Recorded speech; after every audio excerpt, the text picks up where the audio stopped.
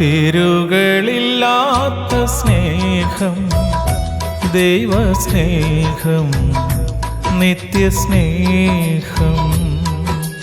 അളവുകളില്ലാത്ത സ്നേഹം, ദൈവസ്നേഹം, നിത്യസ്നേഹം. ഏതൊരവസ്ഥയിലും യാതൊരു വ്യവസ്ഥകളും ഇല്ലാതെ സ്നേഹിക്കും താതനു നന്ദി. അതിരുകളില്ലാത്ത സ്നേഹം, ദൈവസ്നേഹം, നിത്യസ്നേഹം.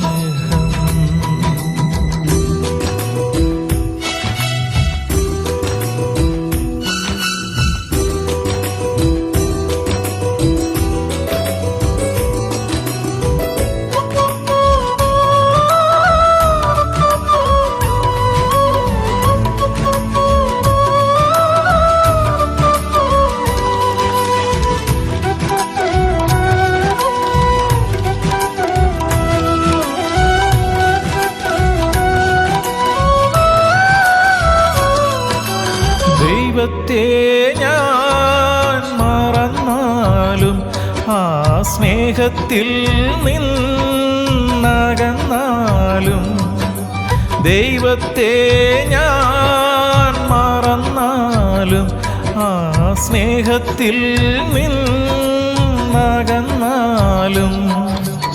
അനുകമ്പാർദ്രമാ ഹൃദയമെപ്പോഴും എനിക്കായി തുടിച്ചിടുന്നു. എന്നെ ഓമനയായി കരുതുന്നു. അനുകമ്പാർദ്രമാ ഹൃദയമെപ്പോഴും എനിക്കായി തുടിച്ചിടുന്നു. എന്നെ ഓമനയായി കരുതുന്നു. അതിരുകളില്ലാത്ത സ്നേഹം, ദൈവസ്നേഹം, നിത്യസ്നേഹം. അളവുകളില്ലാത്ത സ്നേഹം, ദൈവസ്നേഹം, നിത്യസ്നേഹം. ഹല്ലേലൂയ. സ്തോത്രം, സ്തോത്രം, സ്തോത്രം. ദൈവത്തിൻ്റെ അതിപരിശുദ്ധനാമം സ്തുതിക്കപ്പെടുമാറാകട്ടെ. അനുദിനവചനം. Behold I stand at the door and knock. ഞാൻ വാതിക്കൽ നിന്ന് മുട്ടുന്നു. ഞങ്ങളുടെ ഭാരയും വീണ്ടെടുപ്പാറുമായ കർത്താവേ, ഞങ്ങളുടെ അധരത്തിലെ ഓരോ വാക്കുകളും ഹൃദയത്തിലെ ധ്യാനവും ദൈവസന്നിധിയിൽ പ്രസാദകരമായിരിക്കുവാൻ പരിശുദ്ധാത്മാവാൻ ദൈവമേ ഞങ്ങളെ സഹായിക്കണം. അവിടുന്ന് പ്രകാരം ചെയ്യുന്നതിനായി നന്ദി. അനുഗ്രഹിച്ചതിനായി സ്തോത്രപ്പ. യേശുവിൻ നാമത്തിൽ തന്നെ ആമേൻ. ഞാൻ വാതിക്കൽ നിന്ന് മുട്ടുന്നു. ദൈവസ്നേഹത്തിന് അളവുകളോ അതിരുകളോ ഇല്ല. ദൈവസ്നേഹത്തിൻ്റെ ആഴവും നീളവും വീതിയും ഉയരവും അറിഞ്ഞവർ ആരാണുള്ളത്?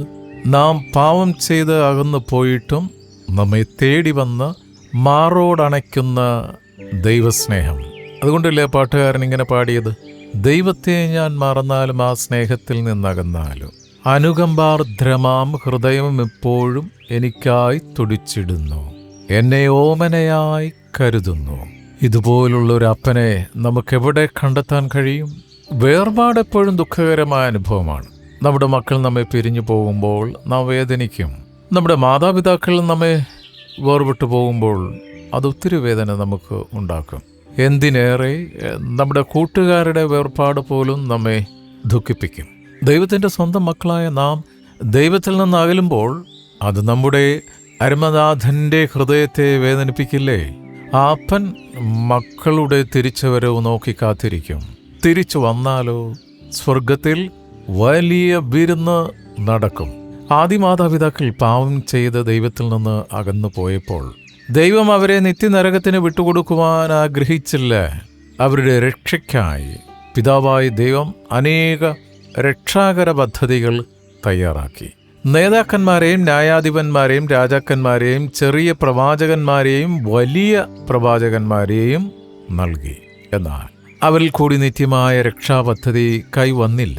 അതിനാൽ പിതാവായ ദൈവം നിത്യമായ രക്ഷയ്ക്കുള്ള ഒരു പദ്ധതി ആസൂത്രണം ചെയ്തു. അവിടുന്ന് തന്നെ വേഷത്തിൽ മനുഷ്യനായി നമ്മുടെ ഇടയിൽ പാർത്ത് എങ്ങനെ വിശുദ്ധിയിൽ ജീവിക്കണമെന്ന് നമ്മെ പഠിപ്പിച്ചു. കാൽവരി യാഗത്തിലൂടെ സകല മനുഷ്യരുടെയും പാപക്കറ കഴുകിക്കളഞ്ഞു. ആ പരമോന്നത യാഗത്താൽ വിശുദ്ധീകരണം പ്രാപിക്കാത്ത ഒരു പാവവും ഇല്ല. ഒരു പാവിയും ഇല്ല. തലവേദന മാറിയില്ലെങ്കിൽ അത് മാറ്റുവാനുള്ള മരുന്ന് കടകമ്പോളത്തിൽ ലഭിക്കും, ഇല്ലയോ?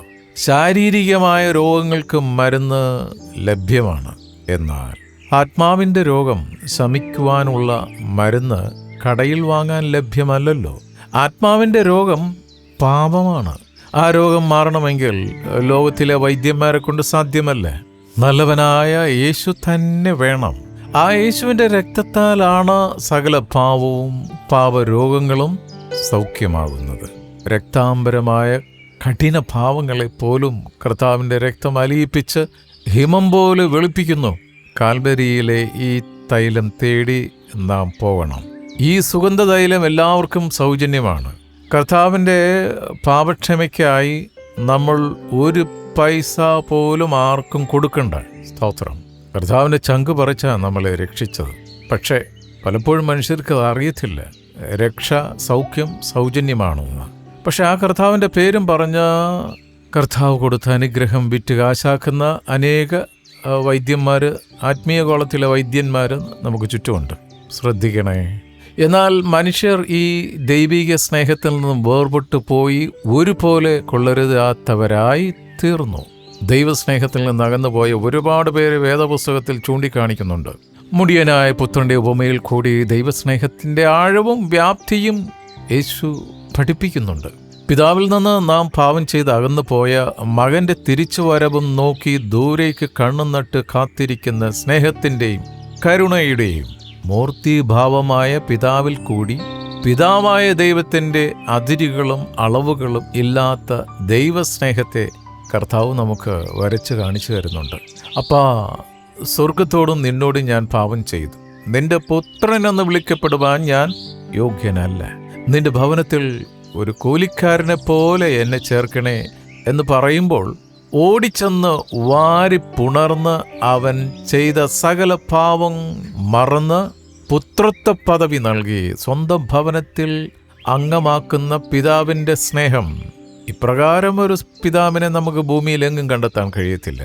കാണാതെ പോയതിനെ തേടി വന്ന് മാറോടണയ്ക്കുന്ന ദൈവസ്നേഹമാണത്. അപ്പനെ പറ്റിച്ച് നാടുവിട്ട യാക്കോബിനെയും ദൈവകൽപ്പന അനുസരിക്കാതെ നിനവിലേക്ക് കപ്പൽ കയറിയ യോനെയും ഫിലമോനെയും വിട്ടുപിരിഞ്ഞ് ഒനേസിമോസിനെയും ആ ദൈവസ്നേഹം തേടിയെത്തി. ഇന്ന് ദൈവത്തിൽ നിന്ന് അകന്നു പോയിട്ടുണ്ടോ? ഒന്ന് ചിന്തിക്കുക. മടങ്ങി വരാം. പിതാവിൻ്റെ ഭവനത്തിലേക്ക് മടങ്ങി വരാം. പിതാവ് കണ്ണുനട്ട് നമ്മെ നോക്കിയിരിക്കുകയാണ്.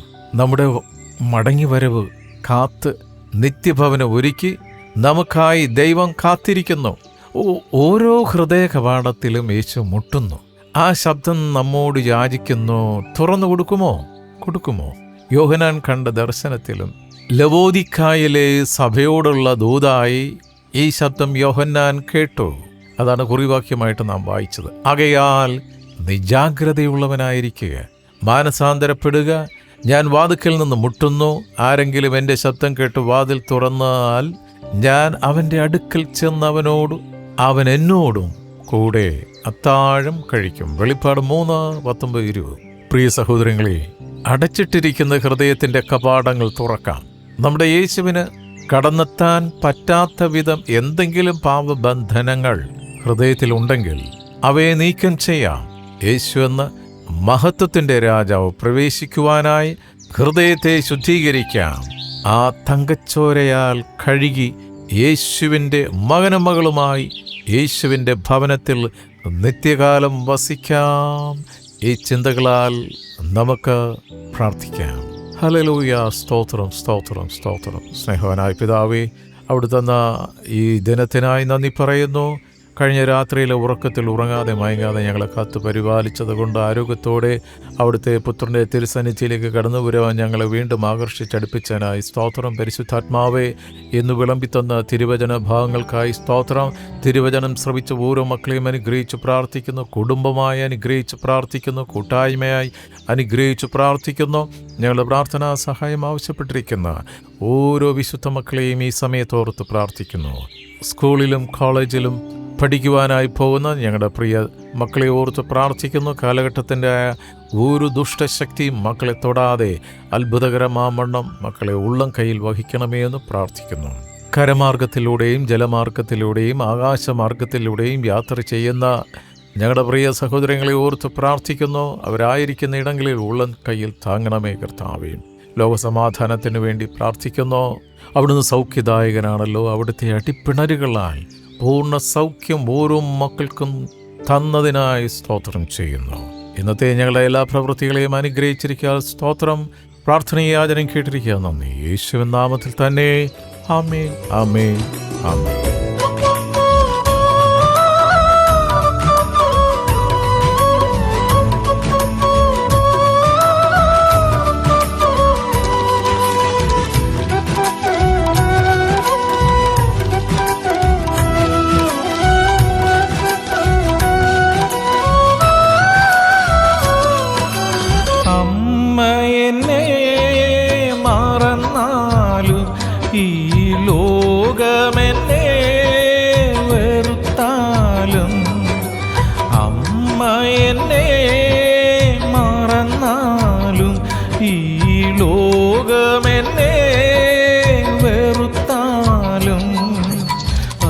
ഗണങ്ങളെ കാത്തിടുന്നവൻ എനിക്കായി തിരഞ്ഞിടുന്നു.